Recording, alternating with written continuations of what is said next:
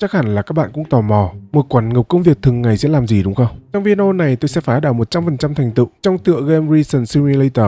Giả lập làm quản ngục liêm khiết, công việc thường ngày của tôi sẽ là quản thúc và kiểm tra tù nhân. Hàng ngày bắt họ làm việc công ích cho nhà tù. Đôi khi tôi cũng cần phải dẹp loạn những cái chân ẩu đả, thanh toán nhau. Và để làm sao tôi có thể phá đảo 100% thành tựu trong tựa game này, thì bây giờ các bạn hãy chuẩn bị một tô cơm thật là to để chúng ta cùng bắt đầu nào. Tôi chọn chế độ chơi là Permadeath. Chế độ này gần như là khó nhất rồi.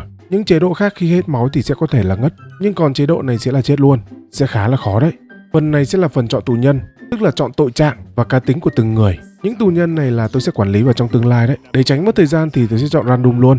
Những thằng này sẽ có những cái tội danh khác nhau, có thể là giết người hoặc là cướp bóc, đủ các thể loại hết. Trong nhà tù thì sẽ có thời gian sinh hoạt riêng, có riêng một cái khu vực để sinh hoạt luôn. Ngoài này thì bọn nó có thể giao tiếp với nhau, vui chơi giải trí, thể thao thể dục. Nhưng cái gì thì nó cũng có cái giá của nó cả. Đôi khi phải đánh đổi bằng tiền bạc, cũng có thể là bằng nắm đấm đấy. Hôm nay là ngày làm việc đầu tiên của tôi. Tôi có nói chuyện với anh đồng nghiệp tên là Richard. Ông anh này làm ở đây cũng khá là lâu rồi. Trước khi bắt đầu công việc, anh Richard có nói tôi nên đến gặp ông trưởng ngục trước, rồi bắt đầu nhận việc của ngày đầu tiên. Vì cũng là mới đến đây ngày đầu tiên. Cũng may là có anh này dẫn đường chứ không là tôi lạc đường mất. Ông trưởng ngục là một người da màu, giọng nói khá là nhỏ nhẹ và dễ chịu. Ông ấy tên là Kenneth. Ông ấy có nói sơ qua về những công việc hàng ngày mà tôi sẽ cần phải làm. Sau khi xong việc thì sẽ đến gặp một người. Tôi gọi ông ấy là người chấm công để cho dễ hiểu nhé.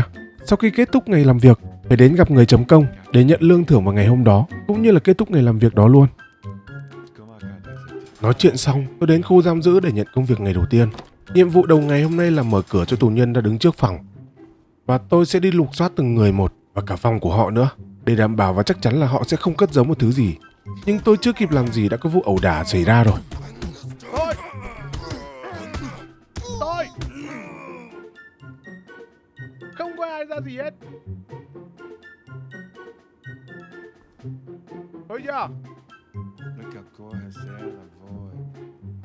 Giải quyết ẩu đả xong, tôi quay lại đi lật chăn màn lên để kiểm tra. Thậm chí là còn phải soi gầm giường nữa. Không những thế là còn phải thò tay vào cái chỗ bẩn thỉu nhất để kiểm tra nữa cơ. Không có gì là không thể. Những chỗ nào có thể cất giấu được thì chúng nó có thể cất giấu được hết. Lúc sau tôi có tìm được một vài gói hàng cấm và có được thành tựu đầu tiên. Đó chính là tự mình tìm gói hàng lậu. Không những là một gói mà nó có đến mấy gói lận đấy chứ. Còn những thằng nó còn giấu cây búa dưới gầm giường nữa. Không biết nó để làm gì, nhưng mà nó khá là nguy hiểm đấy. Ái da, có cả ống tiêm ở đây nữa cơ mà. Tôi vẫn đang không hiểu tại sao bọn chúng có thể mang được những thứ này vào trong đây ấy. Tôi có lục trong người thằng này được một gói hàng cấm. Nó bảo chắc chắn là tôi sẽ không nhìn thấy gì đúng không? Và nó dúi vào tay tôi 10 đô. Mới ngày đầu làm việc, tôi cũng chưa có biết cách để thương lượng giá. Nhưng vật giá leo thang, 10 đô đối với tôi lúc này cũng khá là ngon rồi. Tôi nhận luôn 10 đô rồi cho qua. Trong quá trình kiểm tra, tôi có lấy được 10 món hàng cấm và có được thành tựu của nó luôn. Lúc tôi nhận được 10 đô, có anh đồng nghiệp nhìn thấy. Tôi có nói chuyện với anh ấy định chia 5 năm. Nhưng thấy anh ấy không có nói gì cả, nên tôi ỉm luôn. Kiểm tra xong tôi lấy cái thiết bị bấm số ra để điểm danh. Đúng ra là 16 thằng, nhưng không hiểu tại sao lại còn có 15 thằng. Tôi tá hỏa chạy đi kiếm, chỉ sợ là nó vượt ngục ngày đầu tiên thì chết tôi luôn á. Tôi chạy lòng vòng thì mới phát hiện là thằng này nó rời khỏi vị trí và nó đi vào trong phòng để đi vệ sinh. Nó bảo là nó buồn ị nên chạy vào ị một cái. Tôi tịch thu gói thuốc của nó và cho nó ăn 2 hẻo cảnh cáo. Kiểm tra và điểm danh vào buổi sáng đầu tiên xong, tôi đã có được cái thành tựu đó luôn. Sau đó là đến giờ giải lao. Tôi nhanh chân chạy ra khu vực giải lao, vô tình lượm được cái thành tựu sử dụng hết sức bền. Ngoài này tôi thấy có chỗ tập gym, tôi cũng đang cần thêm một chút sức bền nên nằm xuống đẩy tạm lấy 12 cái. Đẩy xong được cộng thêm 20 stamina nữa, ngon lành. Giải lao xong, công việc tiếp theo của tôi là vào trong nhà kho để kiểm tra những cái vật dụng của người nhà tù nhân gửi vào. Phải kiểm tra kỹ vì kiểu gì nó cũng có thể tuồn đồ vào trong được. Ví dụ như cái cuốn sách này này. Ngay cả cái hộp đồ ăn đóng hộp tôi cũng phải khui ra để kiểm tra luôn. Tôi còn phát hiện được cái con dao lam bên trong cái hộp sô cô la nữa cơ. Kiểu gì cũng có thể nhét được, nguy hiểm vãi đài. Sau khi kiểm tra xong mấy cái bưu kiện, chỉ cần chất nó sang cái kệ kiểm tra xong là xong cái công việc này rồi. Kết thúc ca làm việc hôm nay, tôi đến gặp anh chồng công để báo cáo ngày làm việc, có được thành tựu kết thúc ngày đầu tiên, kèm với một ít lương thưởng nữa. Hôm nay tôi có nhiệm vụ mới, bây giờ tôi sẽ quay lại cái khu vực giam giữ, chọn 5 thằng để đi làm việc công ích cho nhà tù. Đây là 5 thằng mà tôi chọn được, toàn mấy thằng có tội trạng gớm ghiếc không à. Chọn 5 thằng xong, giờ tôi sẽ dẫn nó đến chỗ làm việc. Đây, thằng hàng nhá. Em đi lệch hàng muốn cho ăn chày á. Thằng nào mà chạy ra khỏi hàng là ăn đấm nhá. Nhanh. Cầm sẵn rồi côi ra uy. Đi thằng hàng vào. Đây là khu xưởng mộc, chỗ mà bọn nó sẽ làm việc. Tôi lấy đúng 5 món đồ nghề có sẵn bên trong nhà kho và chia cho từng thằng mỗi thằng một cái. Thằng cầm búa, thằng cầm tô vít và thằng cầm đồ đục. Nhận xong đồ nghề là bọn nó vào vị trí để làm việc luôn. Còn việc của tôi là cầm dùi cui đi loanh quanh để quản thúc bọn nó. Chỉ cần thấy thằng nào lười biếng là cho ăn vài heo vào mông liền. Làm đi, có làm không gì bảo. Quay lại làm việc đi. Quay lại làm việc ngay không? Gậy bây giờ. Ai thằng này? Làm việc ấy. Kết thúc giờ làm việc, tôi cho bọn nó tập trung lại để lấy lại những cái món đồ nghề. Không thể nào cho bọn nó mang về phòng được, nó rất là nguy hiểm. Và cũng chắc chắn là bọn nó sẽ không mang thứ gì đó về phòng. Ví dụ cụ thể như thằng này, nó mang ốc vít về không biết để làm gì. Tôi định tịch thu luôn, nhưng nó lại dúi vào tay tôi 40 đô, cho nên tôi châm chước cho nó. Còn thằng này nó mang cuộn thép về, giá trị của cuộn thép là 32 đô. Món này có giá trị cao, nó dúi vào tay tôi hẳn 80 đô luôn. Tôi không do dự mà đồng ý luôn. Công việc đã xong, bây giờ thì dắt bọn chúng về phòng giam thôi. Sau công việc đó tôi lấy được cái thành tựu buộc tù nhân làm thêm giờ. Thời gian rảnh hôm nay, tôi ghé trường bắn để tập luyện kỹ năng bắn một chút. Về lâu về dài thì kiểu gì cũng phải dùng súng mà.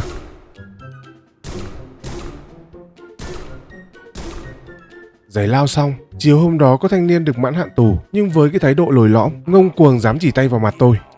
Giấy tờ thì không có vấn đề gì cả, nhưng vì nó có thái độ với tôi nên tôi không đồng ý cho nó về luôn. Bố láo bố tuét. Thanh niên vừa đi vừa lẩm bẩm nữa chứ, nhờ thế mà tôi có được thành tựu từ chối tù nhân. Kết thúc ngày làm việc hôm nay, tôi được thưởng thêm 10 đô. Sáng ngày hôm sau tôi có gặp anh Richard. Ông anh có gợi ý cho tôi nếu muốn tăng kỹ năng sinh tồn trong này thì sẽ cần phải có mẹo. Hãy đến gặp anh Alexander David. Anh ấy là người có kinh nghiệm lâu năm nhất ở trong đây, sẽ có thể chỉ cho tôi một vài kỹ năng sinh tồn trong này. Nhưng trước tiên thì hãy đến gặp ông trưởng ngục trước cái đã, vì hôm nay ông ấy có việc nhờ tôi.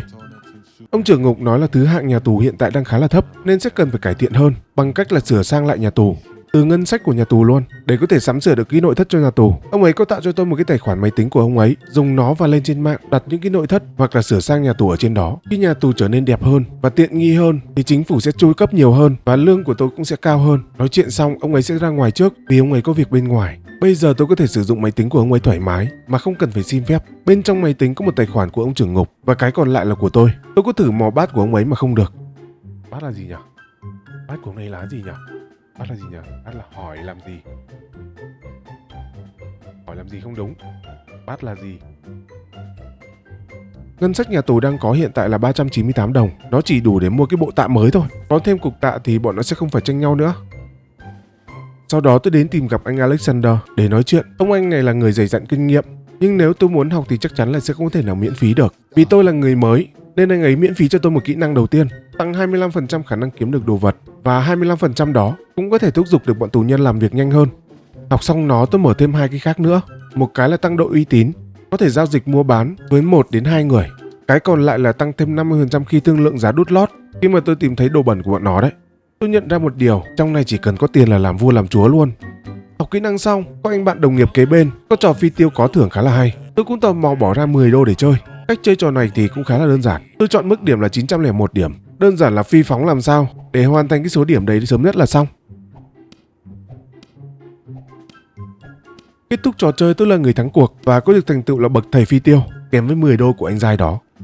Sau đó có vài trường hợp nhập kho mới. Tôi lục người thằng này thì có một cái mũi khoan, hỏi ra thì nó mang theo để làm đồ y tế. Giọng điệu khá là vấp váp, trông không uy tín một chút nào hết ạ. Chính vì cái giọng vấp đó mà nó nhét vào tay tôi 90 đô. Giá đó cũng hời nên tôi nhận luôn mà không do dự.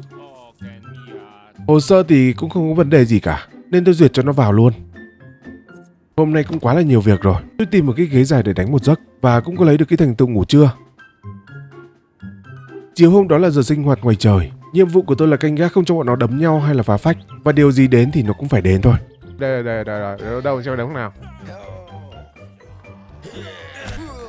Thôi. Bạo loạn à?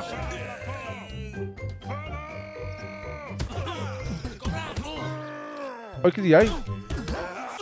Đấm nhau. Chúng mày đấm nhau. Mày đấm cả tao à? Mày đấm cả tao à? Mày đấm cả tao. Mày dám đấm tao à? Mày đấm cả tao à? Mấy cái thằng khốn này.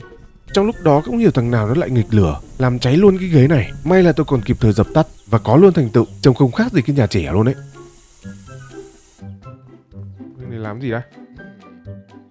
Ai? Ai? What? Mày đang làm gì đây đấy? Không được nhá, tịch thu. Mày tính vượt ngục à? À, tôi chỉ vô tình vấp ngã cái gì, mày đang cầm cái gì trên tay đấy? Mày mày mày cứu. Nó đấm tao kìa. Đau. Mày tí nữa thì nó đấm cho vỡ cả mồm.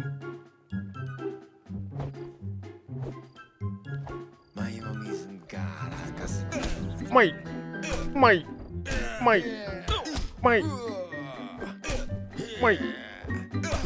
ui mẹ đấm đau thế. Ui. Thôi. Cứu. Mày đâu cứu tao. Nó đấm tao kìa. Gặp đúng ngay cái thằng có nghề trong người. Nó đấm cho tí nữa thì chạy không kịp. Tôi phải về trạm xá để hồi sức lại, kèm với ăn uống để hồi lại máu nữa. Sau đó tôi quay lại phòng của ông trưởng ngục để duyệt một ít hồ sơ mà ông ấy đã nhờ. Trước khi ra ngoài thì ông ấy có nhờ tôi làm việc này đấy. Nó cũng không có gì khó cả, chỉ cần kiểm tra đóng dấu là xong rồi. Kết thúc ngày hôm nay tôi vẫn được nhận thưởng 10 đô và ngân sách nhà tù được cộng thêm 78 đô nữa. Ngày hôm sau, tôi đang trên đường đến khu giam giữ, bất ngờ nhà tù lại bị cúp điện. Có một ai đó trong đàm báo cáo, không hiểu điện bị vấn đề gì, nhờ tôi đến cái hộp điện để kiểm tra dùm. Tôi chạy đến phòng chứa tủ điện, mở ra kiểm tra thì thiếu mất 2 cục cầu chì. Tôi mở đàm báo cáo lại cho ông bạn kia. Ông ấy có kiểm tra khu giam giữ thì phát hiện ra tên Daniel Miller đã biến mất ở khu B rồi. Chắc chắn là do hắn làm chứ không ai khác vào đây cả. Bây giờ tôi sẽ phải chạy đến những cái lối ra vào của nhà tù để tìm hắn. Thằng này chắc chắn là muốn trốn ngục rồi. Khi tôi đến lối cửa sau của nhà tù, bắt gặp hắn đang loay hoay phá khóa. Tôi móc cây dùi cui dài 1 mét ra, bắt đầu cho hắn ăn vài hèo. Hắn còn cố gắng phản kháng nữa chứ. Phản kháng à? Sau khi ăn vài hèo thì nó cũng đã chịu đầu hàng. Kiểm tra trên người nó, tôi tìm thấy một cái cục cầu chì. Nó cũng thừa nhận luôn là nó đã lấy 2 cái và vô tình làm rớt một cái ở đâu đó. Nó cũng không nhớ rõ là rớt ở đâu, chỉ nhớ là một trong 3 khu vực: căn tin, xưởng làm mộc hoặc là trạm xá. Tôi dẫn nó về phòng giam trước. Đi vào. Nhìn cái trò. Sau đó là chạy đến từng khu vực mà nó nói để tìm. Rất nhanh thì tôi đã tìm được cái cầu chì thứ 2. Nó nằm ở bên trong cái trạm xá. Tôi quay lại cái tủ điện, lắp lần lượt vào đúng vị trí để có điện lại và hoàn thành thành tựu khôi phục điện. Xong việc, tôi đến báo cáo với ông trưởng ngục. Thằng Daniel Miller chắc chắn sẽ phải chịu thêm án tù vì đã có ý định vượt ngục. Cũng may là nó chưa có vượt được đấy, chứ nó mà vượt ngục được thì danh tiếng của nhà tù đi xuống mất. Xong vụ đó tôi kết thúc ngày làm việc luôn. Ngày hôm sau tôi tiếp tục công việc đầu ngày, đi kiểm tra đồ dùng cá nhân gửi vào. Đến giờ giải lao, hôm nay ngoài sân giải lao có món chơi mới, đó chính là đấm nhau để tăng kỹ năng sức bền, nhưng 2 đánh 1 thì biết rồi đấy. Ok. Ấy à?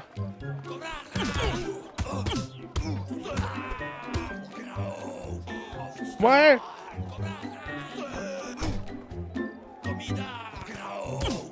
Cái kết là nhập viện có được thành tựu luôn. À! Mày nhập viện luôn mà. Sức của tôi hiện tại thì đang còn khá là yếu. Thay vì quay lại đấm để trả thù thì tôi sẽ đi đẩy tại trước, từ từ trả thù mấy anh đó sau. Giờ làm việc lại đến. Trong lúc tôi đang đi chọn 5 thằng để làm việc cho ngày hôm nay, bỗng nhiên có thằng này nó nhớ nhà và muốn ăn một vài miếng bánh quy. Nếu tôi tìm được cho nó 10 miếng bánh quy, nó sẽ cho tôi 100 đô. Trông có vẻ là cũng khá là hời đấy. Không biết là tìm có dễ hay không thôi. Đồng ý trước rồi tính sau. Nhưng trước tiên thì bọn này phải đi làm việc công ích cho nhà tù trước cái đã. Hôm nay tôi lựa toàn mấy thằng cộng cán. Mấy thằng này là toàn mấy thằng không ưa tôi thôi. Tôi bắt chúng đi làm để đánh cho đã. Vừa mới vào mà đã có thằng đình công không muốn làm rồi. Mày làm việc không? Lúc sau quay lại không hiểu sao nó lại nằm vật ra đó. Trông cứ như giả vờ ấy nhỉ. Cũng không còn cách nào khác là phải gọi người đến bế nó về trạm xá.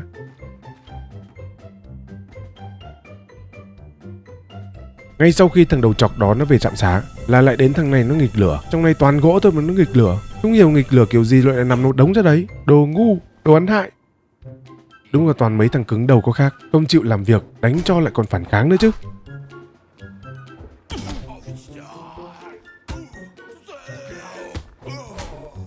Lúc đầu thì đi 5, bây giờ thì về 3. Cũng may là còn lại mấy thằng này, vẫn đủ làm năng suất cho ngày hôm nay. Xong việc tôi dắt mấy thằng đó về phòng giam. Và lại đến giờ giải lao. Giải lao hôm nay tôi quay lại phục tù 2 thằng khốn này. Ấy kìa. Ấy vũ khí đâu? Dùi cui đâu?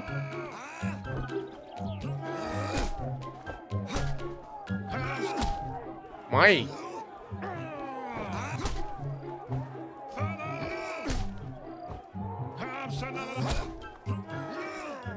Né ngay, né ngay.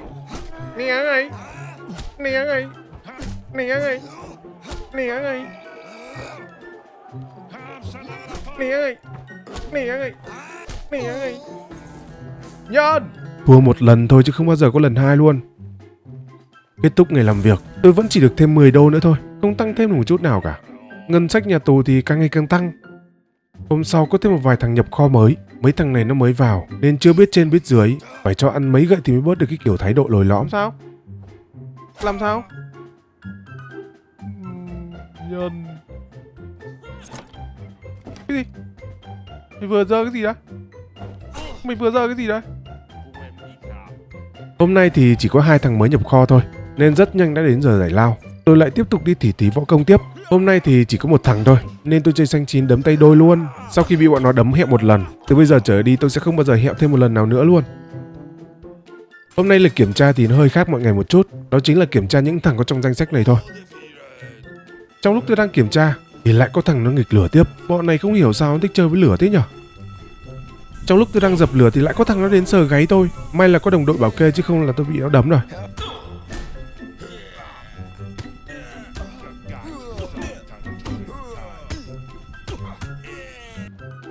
Mày dám đánh tao à? Mày dám đánh tao? Mày dám đánh tao?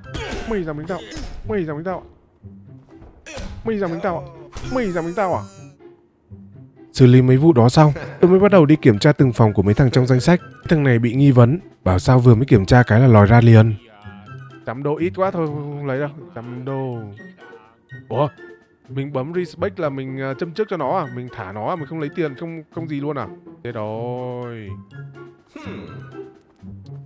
Ê, không bỏ nói. Tự nhiên lại cho không nữa thì chết rồi. Cái kim mình lấy 100 đô cũng được. Sau khi có tí võ công vào người, từ những lần giải lao trước, bây giờ tôi đã có thể cân được 2 thằng cùng một lúc rồi.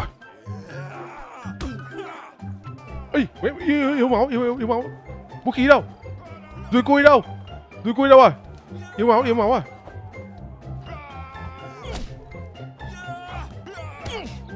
À, đau. Ui, tí nữa thì... tí nữa thì... Công việc thường ngày của tôi không chỉ là thúc giục bọn tù nhân, mà còn phải kiêm luôn việc lao công dọn nhà nữa cơ. Làm quản ngục không sung sướng tí nào cả. Khổ lắm anh em ạ. Tiền thì 3 cọc 3 đồng. Các bạn xem đến đây mà không bấm like và đăng ký cho tôi thì chắc chắn là các bạn không có quả tim. Sáng hôm sau lại đến lượt kiểm tra tiếp theo. Hôm nay thì nó lại hơi loạn, không giống như những ngày đầu. Sẽ có những thằng làng vàng không đứng đúng vị trí. Phải nói là bọn này cực kỳ ngang bướng. Hết nghịch lửa thì lại đến đánh nhau tay đôi chưa đã. Bọn chúng lại rủ nhau ra đấm theo cặp luôn chứ. Vì tôi chạy đến không kịp mà vô tình lại được một cái thành tựu. Ê, em xin lỗi. Nhầm. Kìa, nhầm. Ui giời. Tôi nhầm, trời ơi, tôi nhầm mà. Ôi, xin lỗi.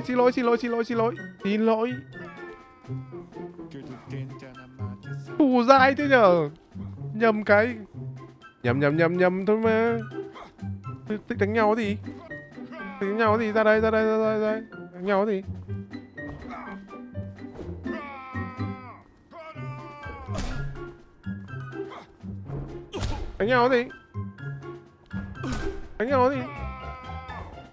Đánh nhau gì?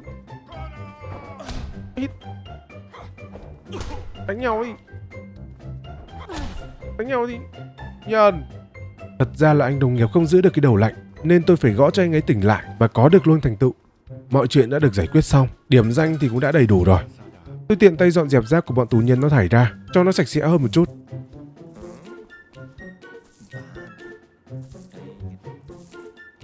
Hiện tại ngân sách nhà tù đang có là 700 đồng. Tôi dành ra 400 đồng để mở thêm một cái phòng giam ở khu C. Sau đó là kết thúc ngày làm việc thứ 6. Đúng là một ngày làm việc mệt nhọc mà chỉ được thưởng thêm 41 đô thôi.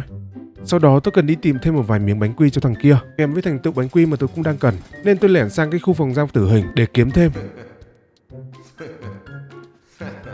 Hiện tại thì tôi đã kiếm được 7 cái rồi, cần 10 cái cho thằng kia và tổng 30 cái là có được thành tựu.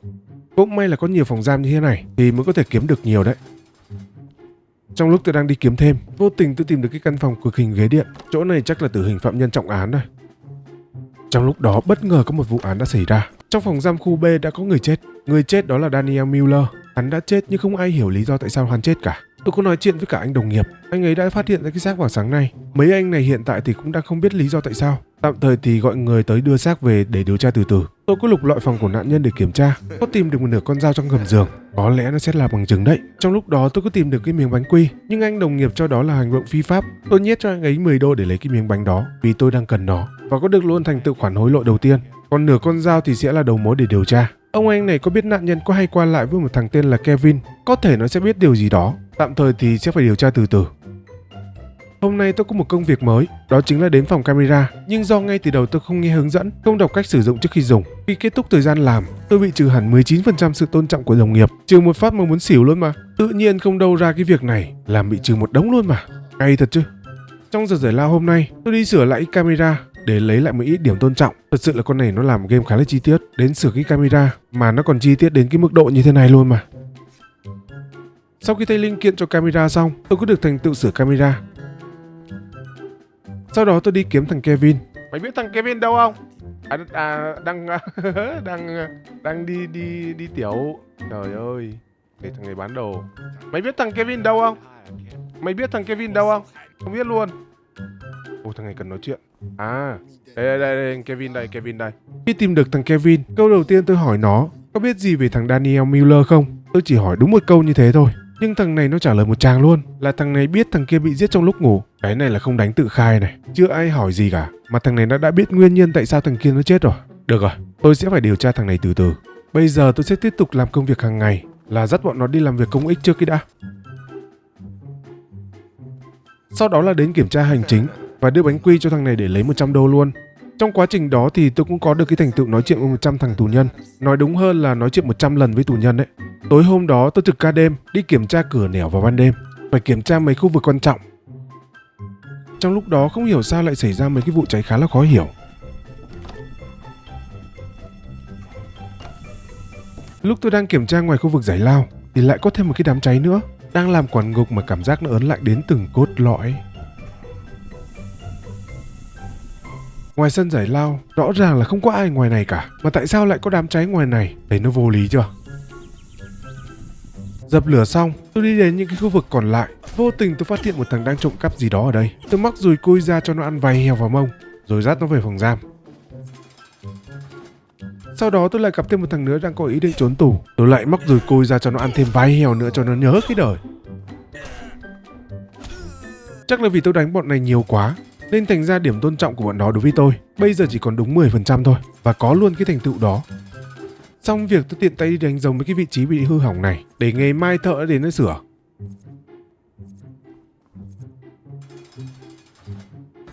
Sau đó là kết thúc ca trực đêm, cũng như là kết thúc việc ngày hôm nay. Làm quản ngục không phải là lúc nào nó cũng sung sướng cả. Hôm nay đầu ngày không có việc gì cả, thay vào đó là tôi sẽ kiêm luôn việc của lao công. Nghề này nó bạc lắm anh em ạ.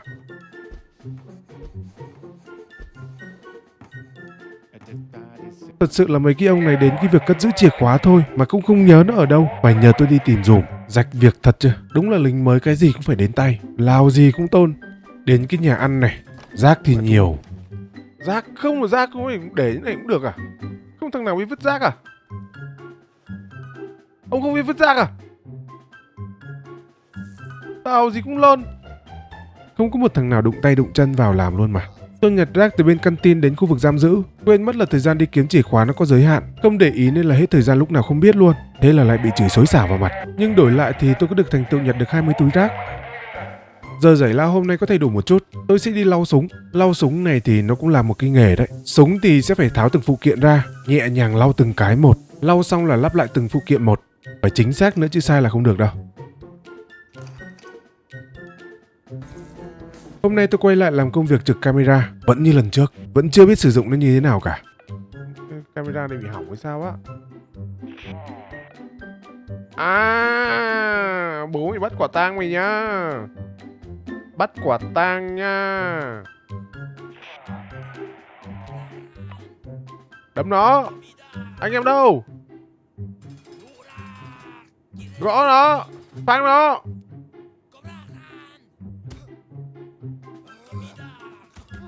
Ui giời. Cố lên anh ơi. Tuyệt vời. Vừa thấy thằng nào đây đấy?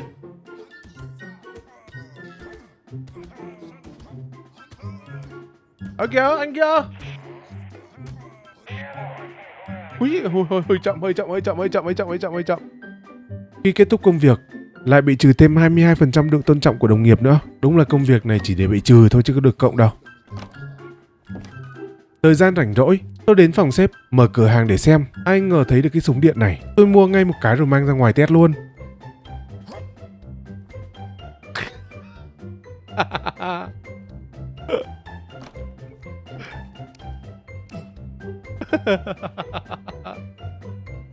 Cái gì vui này. Tôi mang đến chọc mấy thằng tù nhân. Không những là không làm chúng sợ, mà lại bị bọn nó đấm cho vêu hết cả mồm. Chắc là do nguồn điện của cái này nó không đủ rồi. Trong quá trình đó tôi cũng có được cái thành tựu bắt nạt 20 tù nhân. Tức là dùng đúi cối đánh ngất 20 thằng đấy. Vì phần trăm của bọn tù nhân nó đang thấp quá, nên tôi đành phải đi lục đồ. Nhưng tôi sẽ không lấy đồ của bọn nó để tăng thêm một chút phần trăm. Chứ vì phần trăm thấp quá mà tôi bị bọn chúng hỏi thăm suốt. Cũng không quên là phải đẩy luôn cả phần trăm của đồng nghiệp nữa. Lỡ đâu xuống thấp quá lại bị đuổi việc thì chết. Hôm nay tôi cũng mở được cái khu vực phòng tắm. Việc của tôi là đưa khăn tắm cho bọn tù nhân để bọn họ vào trong tắm. Tôi sẽ canh thời gian của họ tắm. Thằng nào tắm lâu quá, tôi dùng dùi cui gõ cửa để hối thúc cho nó tắm nhanh hơn. Nhờ thế mà tôi có được cái thành tựu hối thúc tù nhân tắm nhanh hơn. Sau đó là đến giờ làm việc của tù nhân. Tôi gọi mấy thằng đang nghỉ ở đá đi làm việc. Chúng nó bực quá xong chửi tôi. Nhờ thế mà lại có được cái thành tựu xin lỗi đã làm phiền. Xong việc ngày hôm nay, ông trưởng ngục có gọi tôi đến nói về cái vụ việc giết người ở trong phòng giam khu B. Tôi đưa cho ông ấy một số bằng chứng mà tôi đã tìm được. Ông ấy sẽ đưa nó cho bên cảnh sát để họ điều tra kỹ hơn và đưa ra kết luận chuẩn xác hơn. Sẽ mất vài ngày thì mới có kết quả, nên tôi sẽ cần phải chờ đợi thêm 1 đến 2 ngày nữa. Lúc đó thì mới có bằng chứng cuối cùng. Trong khoảng thời gian đó tôi vẫn tiếp tục đi làm việc những công việc hàng ngày là kiểm tra và giải quyết mấy cái vụ ẩu đả. Hôm nay có đợt thăm nuôi tù nhân, tôi sẽ là người tiếp quản thời gian cho bọn chúng. Bọn này thật sự vào đây là không sai một chút nào cả. Được thăm nuôi mà không sung sướng, mà lại còn phá phách nữa chứ. Cứ phải ăn vài hèo thì nó mới chịu thôi quậy phá. Bọn này nó còn được ưu ái vào phòng riêng luôn mà. Ấy à? Ôi xin lỗi, tưởng làm gì? Xin lỗi nhá. Xin lỗi.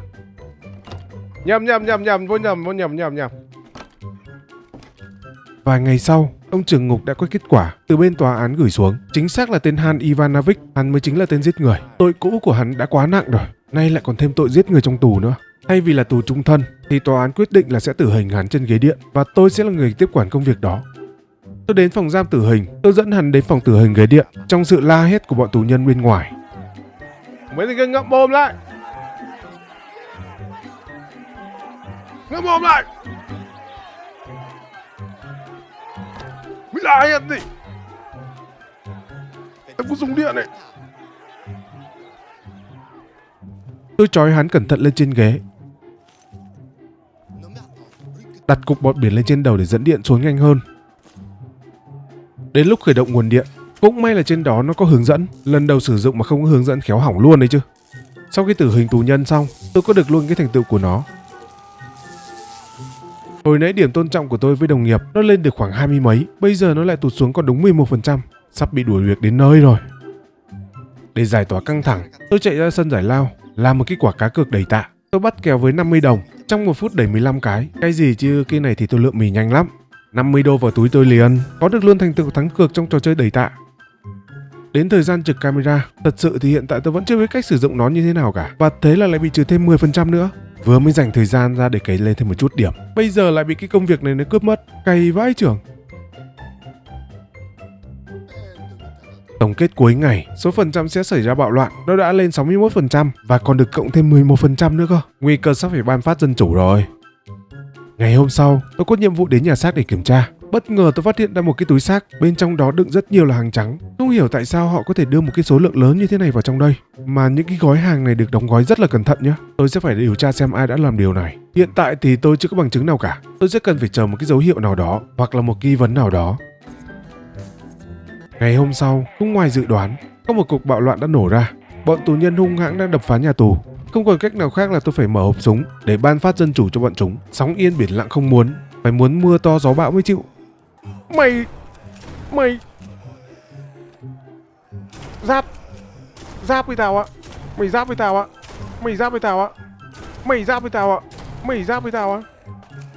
Nhà bố. Mày giáp với tao ạ. Ui mày trâu thế. trâu thế nhở? Mày shotgun bắn cỡ đấy mà không ăn thua. Dẹp loạn xong, tôi có được thành tựu kết thúc cuộc bạo loạn đầu tiên. Sau đó tôi miệt mài kể điểm tôn trọng của hai phía, cũng mất khá là nhiều thời gian thì tôi mới kéo được lên chừng này đấy. Ngoài những việc như là làm lao công hay nhặt rác ra thì tôi còn phải đi giặt đồ nữa cơ. Vận trai 12 bến nước, làm quản ngục tưởng đâu được sung sướng như vua, ai ngờ nó cực vãi cả trưởng ra ấy chứ. Sau những công việc lặt vặt, tôi tiếp tục quay lại công việc chính. Trong quá trình đó tôi lấy được cái thành tựu đánh gục 50 thằng tù nhân, nói đúng hơn là đánh gục 50 lần đấy. Thật sự là tôi không hiểu chuyện gì đã xảy ra ở đây. Game nó trừ của tôi thêm 21% của tù nhân và 6% của đồng nghiệp. 3 tiếng đồng hồ ngồi cày Mondit mới lên được cái chừng đó. Thế mà nó trừ trong một phát một luôn ấy, cày hơn cả ăn ớt. Phần trăm tôn trọng của tù nhân nó thấp quá thì chắc chắn là sẽ nổ ra bạo loạn, mà không những là một vụ mà nó nổ ra 4 đến 5 vụ liên tiếp trong vài ngày luôn. Nhờ thế mà tôi có được cái thành tựu dẹp loạn 5 vụ bạo loạn liên tiếp.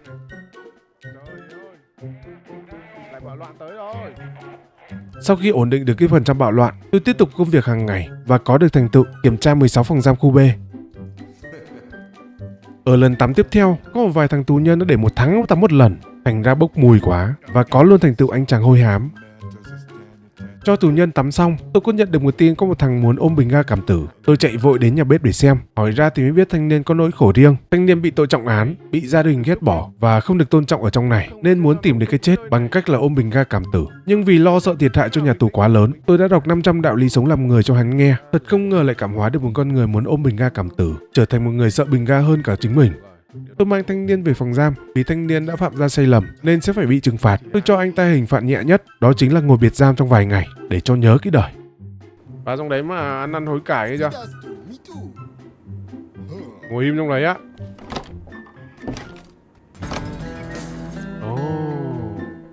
Quay lại câu chuyện túi hàng trắng trong nhà xác, tôi có nhờ thằng tù nhân này, nó là người có thể mua được những cái thiết bị hữu ích mà ít người biết. Tôi đặt mua ở nó một cái camera theo dõi siêu nhỏ với giá là 600 đô. Nó hẹn tôi 1-2 ngày nữa quay lại lấy. Trong khoảng thời gian đó tôi dành thời gian giải lao để đi đấm nhau với mấy thằng này và hoàn thành được cái thanh phòng thủ tối đa. Bình thường là chỉ chấp 2 chấp 3 thôi, về cuối thử thách là chấp 4 thằng một lúc luôn mà. Tốn bao nhiêu đồ? Ấy. Và sau bao nhiêu ngày bị trừ phần trăm ở cái này, bây giờ tôi đã biết cách sử dụng cái hệ thống camera này rồi. Việc ở đây là chỉ cần quan sát bọn tù nhân, nó chỉ cần có hành vi bất thường hay là phá phách, tôi sẽ gọi đàm cho đồng đội đến xử lý là xong. Nó đơn giản vậy thôi đấy. Thế mà lúc đầu tôi bị trừ quá trời là trừ. Trong thời gian kiểm tra thì tôi cũng có được cái thành tựu báo cáo 30 sự cố trong quá trình giám sát camera.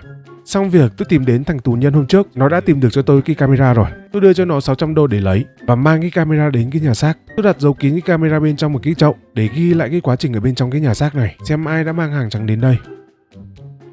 2 ngày sau tôi quay lại lấy camera. Theo nội dung bên trong cái camera tôi có được thì một anh đồng nghiệp tên là Maria Griffin có liên quan đến cái vụ hàng trắng này. Tôi chạy thẳng đến cái vị trí của anh ta và bắt đầu chất vấn. Lúc đầu anh ta còn chối, không hiểu là tôi đang nói gì. Nhưng khi tôi đưa bằng chứng từ camera ra thì anh ta mới bắt đầu nhận tội và có khai chủ mưu, đó chính là ông trưởng ngục. Ông ta đe dọa anh trai này, nếu không làm việc đó cho ông ấy thì ông ta sẽ làm hại gia đình của anh trai này, nên anh trai này buộc phải làm việc đó. Vì anh trai này cũng là nạn nhân và cũng đã thành khẩn khai báo, nên tôi sẽ cố gắng nói với bên cảnh sát để giảm nhẹ tội cho anh ấy và đảm bảo gia đình anh ấy sẽ được an toàn trong quá trình điều tra.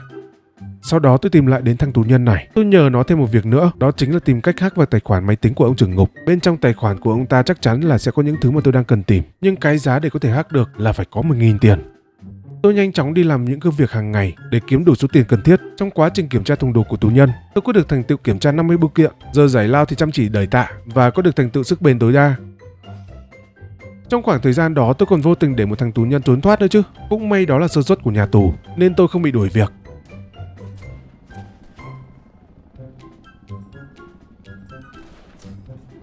Trong quá trình đó thì tôi cũng kéo được cái phần trăm tôn trọng lên khá là cao rồi. Sắp chạm được cái mốc 100 luôn rồi. Chỉ còn một chút xíu nữa thôi. Và số tiền 1.000 thì tôi cũng đã có đủ luôn rồi. Tôi đưa tiền cho thằng kia để nó hack tài khoản cho tôi. Nó sẽ mất thêm vài ngày nên phải chờ thêm. Sau 3 ngày làm việc, tôi cũng đã có được mật khẩu của ông ta. Mật khẩu là từ 1 tới 9 bỏ số 9 là xong. Dễ thế thôi mà mất hẳn 1.000 tiền. Khi mở tài khoản ra, đập vào mắt tôi là một cái spotter của mấy bà chồng chán chồng chê. Ông trưởng ngục cũng có cái gu khá là mặn đấy. Nhưng thứ mà tôi đang cần tìm ở đây đó chính là cái tấm bản đồ này. Đó là bản đồ của nhà tù. 3 cái đánh dấu ô ở bên trên thì tôi không biết là gì cả. Nhưng còn bên dưới là của khu nhà xác. Có vẻ như là có một cái căn hầm bí mật ở phía sau. Tôi quay lại nhà xác để tìm, vô tình phát hiện có một cái đường ray bánh xe ở dưới cái tủ. Chắc chắn phía sau cái tủ này là một cái lối đi. Tôi lục tìm một hồi thì phát hiện ra một cái tờ dán ở trên tường này. Đằng sau là một cái bảng mật khẩu mở cửa. Lúc đầu thì tôi không biết nó là số bao nhiêu cả. Sau khi quan sát một lúc, tôi thấy cái số 1 nó bị mòn, còn những cái số còn lại thì bình thường. Tôi bấm thử 4 số 1, ai ngờ cửa mở luôn. không có gì là có thể làm khó được tôi. Vào bên trong tôi gặp mấy anh đang canh gác, tôi nhét vào túi mỗi anh 10 đô để tôi có thể ra vào thoải mái ở trong này. Không ngờ phía sau nhà tù lại có một cái chỗ chế biến hàng cấm ở đây luôn đấy. Tôi nhanh tay thu thập những cái bằng chứng và tài liệu bẩn ở đây. Tôi sẽ cần phải đến đây 2 lần nữa để lấy đủ bằng chứng kết tội ông trưởng ngục. Sau khi đã lấy bằng chứng 3 lần, tôi cũng có được cái thành tựu là thám tử. Bằng chứng đã có đủ. Đầu tiên là tôi âm thầm gọi cho cảnh sát để họ đến bao vây cái nhà tù trước khi ông trưởng ngục trốn thoát. Sau đó là mang bằng chứng đến chất vấn ông ta. Lúc đầu ông ta vẫn còn chối, nhưng bằng chứng đã rõ ràng rồi, không thể nào mà có thể chối cãi được nữa. Sau khi phát hiện kế hoạch đã bị bại lộ, ông ta có nói đến kế hoạch B, tức là ông ta sẽ cho nổ toàn bộ cái nhà tù này để xóa dấu vết bằng chứng. 3 khu vực đánh dấu trên bản đồ lúc trước tôi thấy, đó chính là 3 vị trí của 3 quả bom.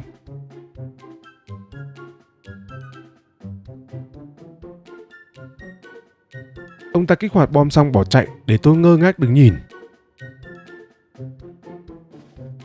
Nhưng vì bản đồ của ông ta đã vẽ sẵn rồi, tôi nhanh chóng đi gỡ 3 quả bom theo đúng vị trí trên bản đồ. Cũng may là ông ta cũng cẩn thận, mỗi quả bom cũng kèm theo hướng dẫn để gỡ, nên thành ra tôi gỡ được 3 quả bom cũng không khó. Sau khi gỡ xong bom, tôi bắt gặp ông ta đang hí hoáy cậy cửa ở phía sau, chạy trốn mà quên mang theo chìa khóa. Nói chung là lưới trời lồng lộng, chạy đâu cho khỏi nắng. Tôi làm việc điều tra âm thầm đến khi ông trưởng ngục bị bắt. Đồng nghiệp của tôi còn giật mình không hiểu chuyện gì đang xảy ra luôn mà. Ngay trong ngày hôm đó, ông ta đã được lên trên báo và lên trang nhất luôn mà. Sau khi ông trưởng ngục bị bắt thì người ngồi vào cái ghế này không ai khác đó chính là tôi. Ngồi hẳn trên cái ghế này ăn lương cho nó sướng, và tôi có được luôn 2 cái thành tựu: người thực thi công lý và hoàn thành cốt truyện trong chế độ khó. Kèm với việc là tôi đã mở khóa được cái chế độ tự do. Bây giờ tôi có thể chọn bất cứ công việc hàng ngày nào mà tôi thích, thậm chí là một việc tôi cũng được nữa. Đặc quyền của trưởng ngục nó thế đấy. Sau đó tôi bắt đầu đi hoàn thành những thành tựu còn lại. Tôi chạy đi lục đồ của tù nhân và tịch thu toàn bộ chúng để lên được 100% sự tôn trọng của đồng nghiệp.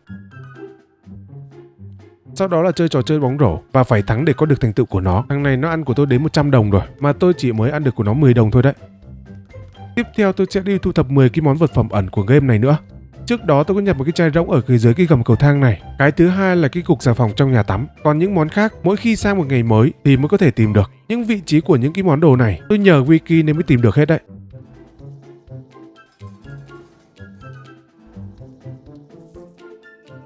Sau đó tôi dành thời gian ra khoảng 3 tiếng để cày tiền và mua toàn bộ đồ cho xưởng mộc kèm với toàn bộ đồ cá nhân để có được 2 thành tựu của nó. Chuyển sang chế độ chơi tự do nên thành ra kiếm được tiền cũng khá là dễ.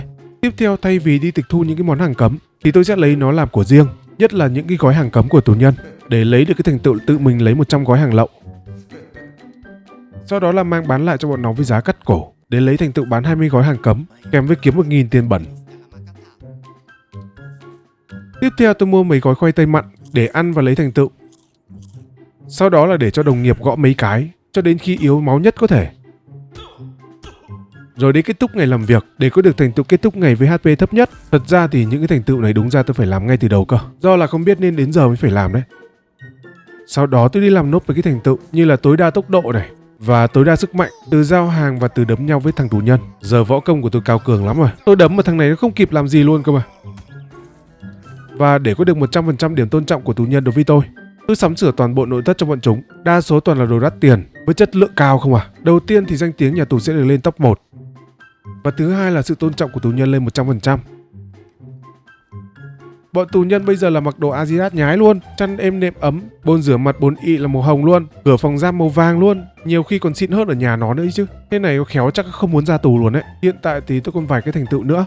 Trong đó có một cái khá là vất vả, đó chính là tịch thu 500 vật phẩm cấm từ tất cả nguồn, như là kiểm tra phòng này hay là kiểm tra bưu kiện của tù nhân ấy. Tiếp theo tôi mang súng điện đi dí mấy thằng nữa để hoàn thành thành tựu của nó. Sau đó tôi tạo lại cái phần chơi mới, bởi vì có một số thành tựu phải làm ở chế độ dễ thì mới làm được, có một vài cái bên trong chế độ khó không làm được. Đầu tiên là mang túi rác ném vào mặt thằng tù nhân, thứ hai là ném túi rác vào rổ bóng rổ để lấy 2 thành tựu từ nó. Và đây là thành tựu chế độ khó không thể làm được đây, đó chính là để bị đánh và ngất trong 3 lần. Trong chế độ khó, thay vì ngất thì nó sẽ là chết luôn, nên không thể làm được trong chế độ khó. Tiếp theo là xử lý tù nhân, phải tăng mức điện lên cao nhất mới lấy được cái thành tựu của nó. Đúng ra là tôi nên làm ngay từ ban đầu cơ.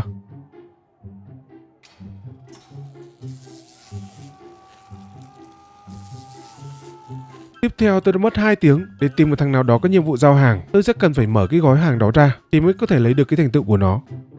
Trong khoảng thời gian đó, tôi cũng đã hoàn thành được cái thành tựu kiếm 30 miếng bánh cookie, thành tựu khổ nhất game đấy. Tôi phải lục toàn bộ cái trại giam này thì mới tìm được 30 miếng.